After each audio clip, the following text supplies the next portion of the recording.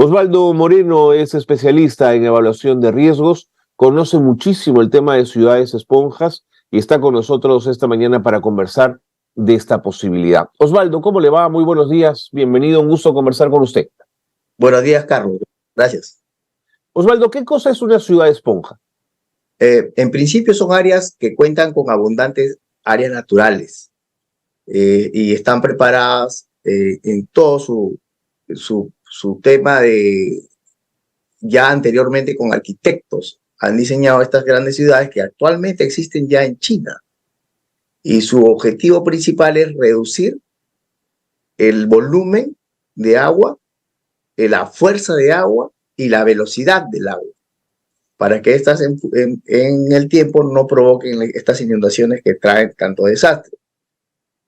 Y existen opciones actualmente. Por ejemplo, a la hora que estamos hablando de abundante naturaleza, podemos poner bambú. El bambú absorbe, o arboreas que al caer la lluvia, el agua es retenida por estos árboles, sus raíces largas que permiten que el agua filtre, y esos hojarascas que se forman alrededor de estos árboles retienen el agua obviamente de un 10 a un 30%. Lo que ocurre es que al caer el agua, al perder la fuerza, también pierde velocidad, y al perder velocidad, obviamente en el transcurso del camino, el agua es absorbida, ya obviamente por preparado el terreno, ¿no? Y otro tema es que le quitamos velocidad.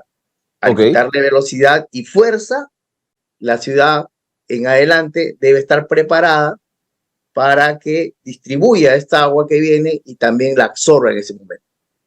¿Y el agua absorbida queda finalmente en la napa, queda a disposición? Mira, existen 3 niveles de acuíferos. Estos acuíferos, que el primero es el local, el intermedio, el regional. Estos acuíferos, obviamente, con un tema científico ya llevado a niveles de este tipo, pueden captar los ríos subterráneos e inclusive hacer alcantarillas para que el agua sea reciclada, el agua retorne, el agua no se pierda, claro, y cumple una función en la época de sequía, porque sabemos que después de una inundación viene la época de sequía. Claro. ¿Cómo construimos una ciudad esponja? Vamos a los arquitectos urbanos, vamos a los científicos, vamos a los colegios de ingenieros y vamos a los estudiadores de la zona. Las personas que trabajan en este tema tienen que ser locales, que pernoten en ese lugar para que ellos puedan aportar dentro del diseño de la ciudad la historia, que es importante, ¿no? Y también tiene que entrar la parte tecnológica, porque esto permite un control más preciso del flujo hacia abajo, y va a tener también en cuenta que un sistema de control inteligente digital va a permitir el monitoreo, claro, en tiempo real de las redes que se han instalado.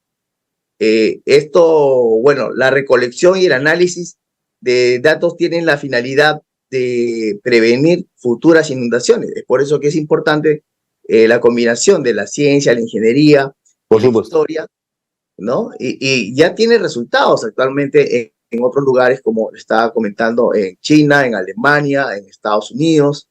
Desde el 2014, Carlos, no es posible que en el 2014 tengamos conocimiento de estos temas y en la actualidad recién nos estemos preocupando o enterando. De acuerdo. Ahora, Osvaldo, puedo imaginar una respuesta de una ciudad pequeña o de un poblado más rural que tenga una respuesta de este tipo en la medida en que tiene espacio, tiene campo, tiene árboles, pero en ciudades como las nuestras nos tendríamos que obligar a la creación de espacios verdes, más parques, más jardines. ¿Cómo haríamos en una ciudad, pensemos, como Lima o como Piura, que puede ya tener niveles de tuburización? Bueno, tenemos que cambiar la superficie a suelos que existen. Puede ser suelos adoquines, todo lo que absorba realmente, y llenar los edificios de vegetación. Ajá. esa También los vegetación, techos. techos. Hubo una propuesta en algún momento en Lima poner los jardines, Me acuerdo, me los acuerdo. vegetales también, Sí, y de esta forma crearles canaletas que direccionen el agua a unas tuberías e claro. inclusive que regrese el agua para poder volver a usarla. Y eso pues, lo están haciendo actualmente. Lo que le estoy comentando no es nada nuevo. Mm, Lima, sobre todo, que es una población donde no tenemos lluvia, ¿no? Es un lugar donde no tenemos lluvia, pero sí tenemos bastantes parques.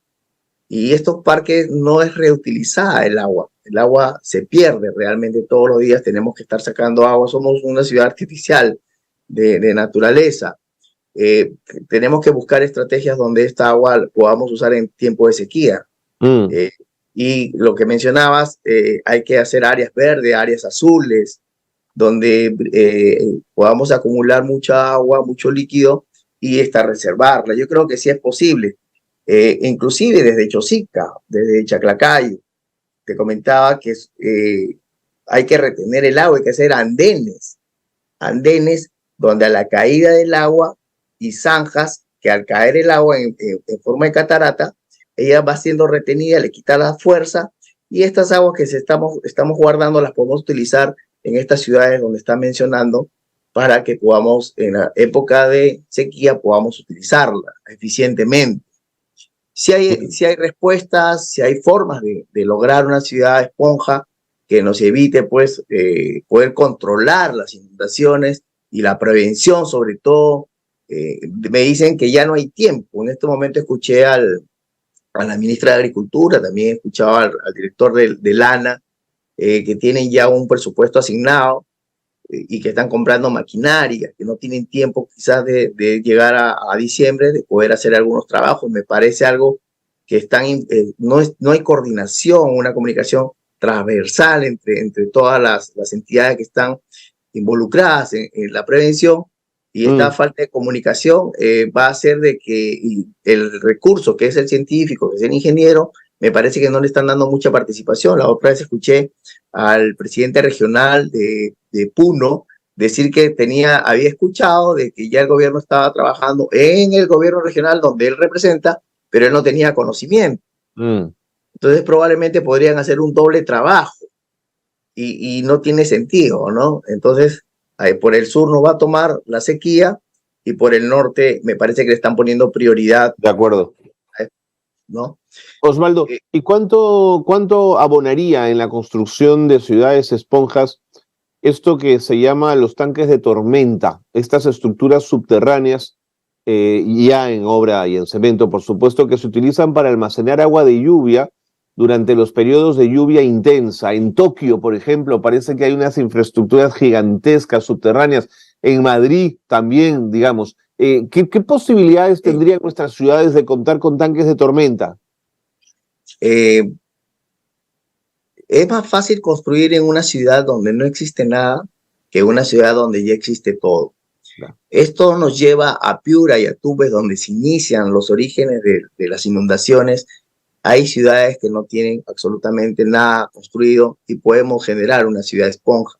Es en el origen. O sea, así hay espacios para prevenir y construir estos grandes tanques en la parte de los acuíferos para retener el agua. Yo creo que tenemos Claro. tiempo, lo que no tenemos es mucho presupuesto, pero yo creo que el presupuesto lo estamos gastando innecesariamente sin una proyección, porque recuerda que al generarse este tipo de inundaciones, no solamente es ahora, se viene hasta el 2030, 2050, ¿qué le estamos dejando a las próximas generaciones? Mm. Recuerda que las inundaciones ocurren debido a la rápida urbanización, Sin duda, sin duda. a los cambios de suelo, al crecimiento socioeconómico. Y esto va a ocurrir en estos lugares de Piura, de Tumbes, y te mencionaba que son los lugares precisos en este momento para hacer los trabajos mirando con larga vista, largo tiempo, para que podamos aprovechar y no nos golpee en estas épocas. De acuerdo. China gastó casi 18.000 millones de dólares en Shanghái para lo que es hoy la ciudad esponja, ¿no? Claro. No son nuestros números, por supuesto, pero para lo del niño estamos hablando de 2.500 millones de soles.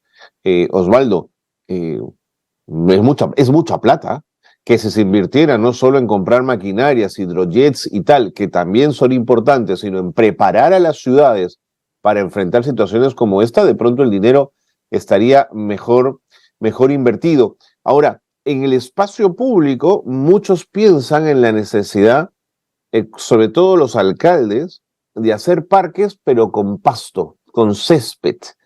Y el césped es un buen absorbente en época de lluvia, pero al mismo tiempo es un demandante de agua de grandes cantidades. Claro que es bonito verlo, claro que es un verde simpático, pero sin duda, anda, riega el césped en época seca, terminas utilizando agua dulce, que es agua para consumo humano.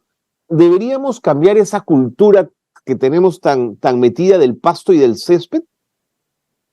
Al principio te comenté que existen, científicamente ya comprobado, algunas plantas que sus raíces son largas y también retienen, yo creo que sí, y además decora. Dos, vamos a hablar puntualmente del bambú. Raíces largas, retiene el agua y también retiene el dióxido de carbono y emite 3 veces más oxígeno que cualquier planta, es la tercera más importante en el mundo. Así es. Y este también decora y también puede ser utilizado posteriormente, obviamente, el bambú para decorar los jardines, precisamente.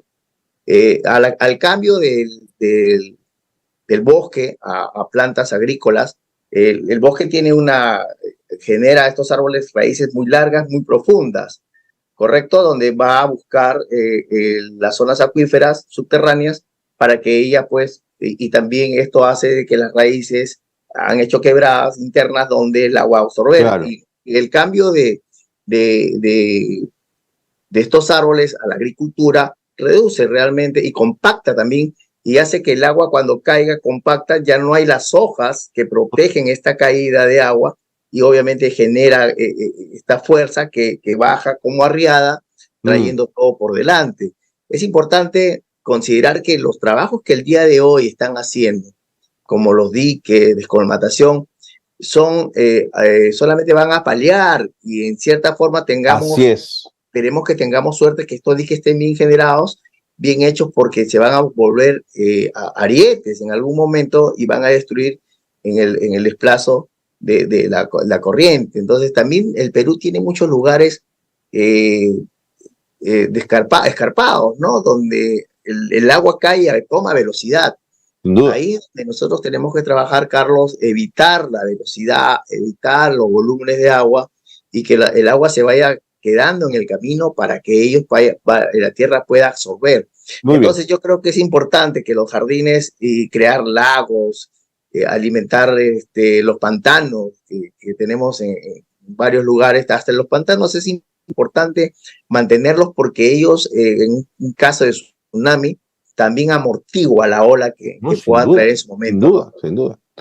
Osvaldo, muchísimas gracias. Hay una experiencia también muy interesante en Huamanga, donde en las zonas altas las comunidades indígenas están trabajando la siembra de agua que termina sirviendo justamente a la ciudad de Huamanga para que pueda recibir agua. También en el Cusco, en la laguna, me olvidé el nombre, la laguna que da agua a buena parte de la ciudad.